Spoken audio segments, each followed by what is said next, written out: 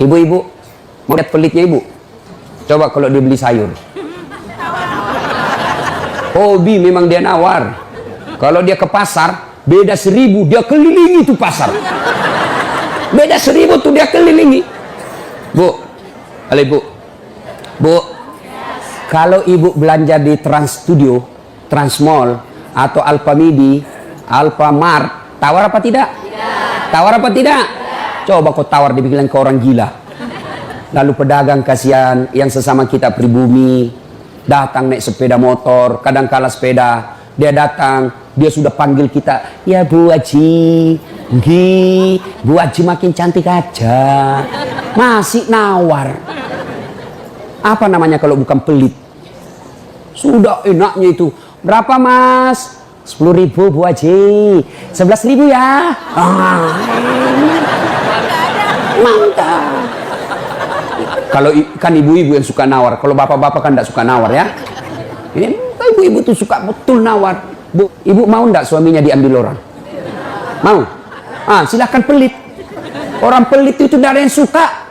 Bahkan orang pelit sekalipun tidak suka sama orang pelit. Benar Pak. Begitu jeleknya itu sifat pelit, tidak ada yang suka. Coba saya tanya, bapak-bapak senang tetangga dermawan atau pelit? Ibu-ibu senang suami yang pelit atau dermawan? Senang mantu yang pelit atau dermawan? Teman-teman yang pelit atau dermawan? Dermawan, tidak ada orang suka orang pelit. Bahkan orang pelit pun tidak suka sama semuanya pelit. Jangan kau ke rumahnya, pelit dia itu, padahal dia juga pelit. Begitu jeleknya itu sifat pelit. Demi Allah, tidak ada orang bangkrut gara-gara sedekah.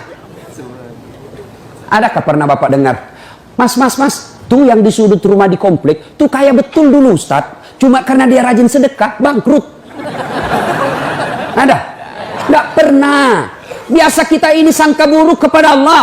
Tidak mau bersedekah karena sangka buruk. Nanti saya makan apa? Nanti saya makan apa? Jangan cemas rezeki. Jangankan diambil orang.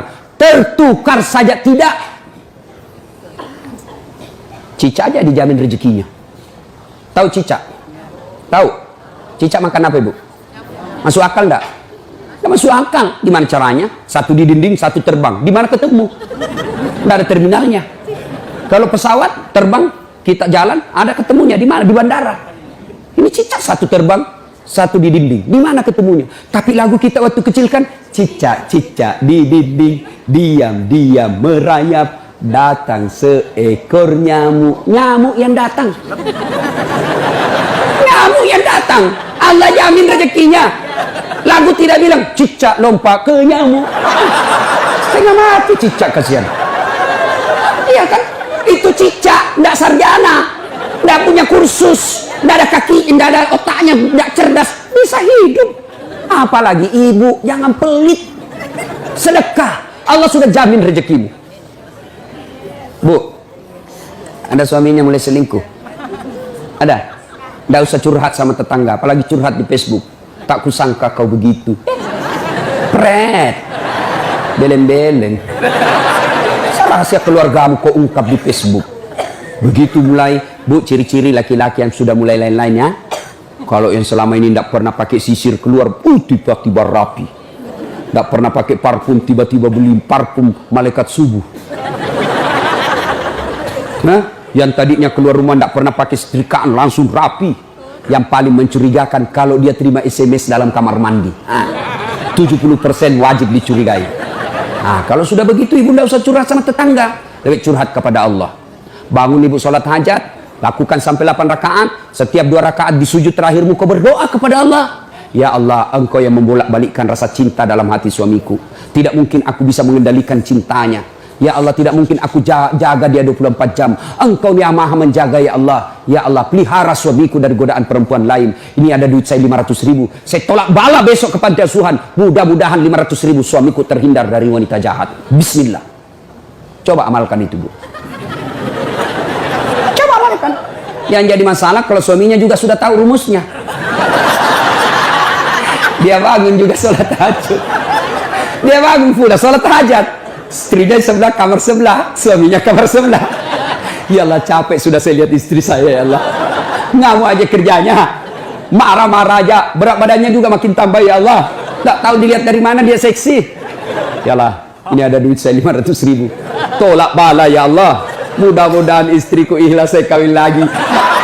Bingung malaikat yang mana? Jangan pelit, demi Allah. Tidak ada orang bangkrut gara-gara sedekah. Saya kasih contoh. Tanggal 4 kemarin, sehari sebelum lebaran. Ya, tanggal 3 malam. Ada anak-anak usia 19 tahun. Bapaknya Flores, mamanya Toraja, Kristen. Karena sering dengar ceramah saya di YouTube, akhirnya dia memutuskan diri masuk Islam. Desember kemarin, 19 tahun. Tanggal 3 malam, dia DM ke saya di Instagram. Ustaz, saya ini dicerita cara mualafnya. Kemudian besok sudah mau lebaran, saya belum punya baju baru Ustaz. Saya lihat Ustaz ini bagus-bagus bajunya. Di mana belinya Ustaz? Saya bilang sebenarnya baju saya tidak dibeli, bikin sendiri. Tapi yang lebih sebenarnya lagi bukan baju yang bagus, saya yang gagal. Ya, sudahlah. Saya butuh baju lebaran. Saya bilang kau datanglah ke rumah saya. Saya sediakan kau pilih bajuku yang kau suka. Dia pakai tongkat turun dari taksi. Wih, kasihan saya. Kenapa kakimu dek? Ternyata diamputasi kakinya. Dia singgah sholat asar ditabrak mobil. Saya bilang berat betul hidupnya ini anak. Diusir dari orang tuanya pak. Diusir sekarang tinggal di masjid. Tidak disetujui. Hanya dia sendiri masuk Islam. Diusir. Bilang kenapa kakimu? Saya cerita. Sedih saya. Sempat berkaca. Yang sedih Ustaz. Ini tidak ada artinya ini kaki ketimbang iman saya kepada Allah. Luar biasa. 19 tahun. Saya ambil baju saya yang paling bagus. Kau pilih ini dek. Mana kau suka? Bener diambil yang paling bagus. Sempat juga saya nyesal. Sudah. Karena saya buru-buru ke bandara. Saya mau pergi khutbah. Ya. Ini dek. Kau ambil 1 juta. Sudah. Baliklah dia. Naik Grab lagi. Sudah. Perjalanan saya ke bandara masuk WhatsApp. Ustadz, berapa nomor rekeningnya? Wakil Wali Kota Balikpapan. Dalam hati saya bilang, kenapa lagi Pak Wali? Ada apa? Pada dalam hatiku, segeralah. Kirimlah nomor rekening. Masih di atas mobil, masuk. Masuk, berapa transferan masuk? 30 juta. Tadi keluar 1 juta. Tidak cukup sampai situ. Allah balas lebih banyak. Sampai saya di airport, bandara, depan pintu 7 nunggu saya keberangkatan. Tiba-tiba ada ibu-ibu lari. Bawa amplop. Ustaz, tunggu dulu Ustaz. Apa? Ini dalam hatiku. Ada apa lagi? Padahal cepat sudah. Ini ada ternyata ada fans saya. Dia lihat saya di bandara. Dia mau kasih, cepat buru-buru mau masuk bandara. Dikasih saya melalui itu ibu. Nih ada Ustaz titipan dari ini. Oke, saya buka. Berapa isinya? 10 juta. Sudah 40 itu kan gantinya. Besoknya tanggal 5 selesai khutbah. Biasanya kalau saya khutbah dikasih itu ibu 25 juta sama itu Bu Bupati. Berapa saya dikasih waktu itu? 35 juta. Berapa Allah ganti? 75. Keluarkan 1 juta, Allah ganti 75 juta. Kenapa ibu miskin? Karena ibu malas bersedekah.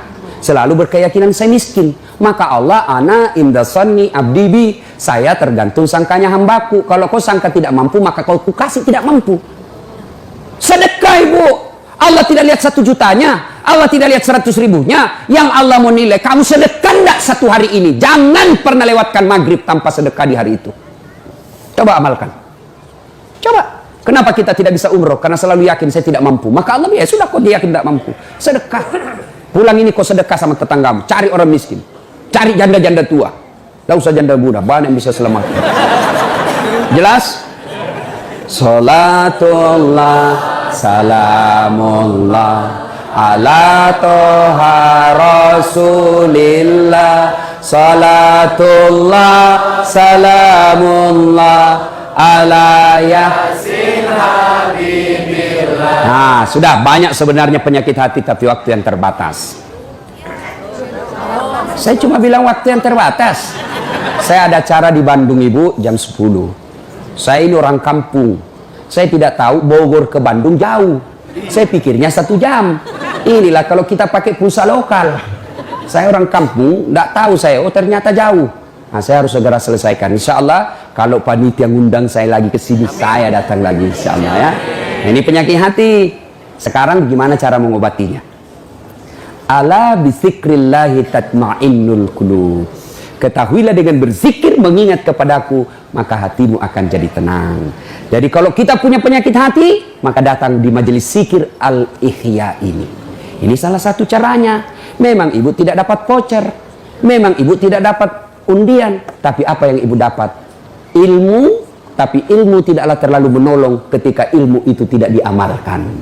Amalkan yang Bapak Ibu tahu, maka Allah akan berikan ketenteraman jiwa, ketenangan hati. Kalau hati sudah tenang, itulah kekayaan kita yang paling baik.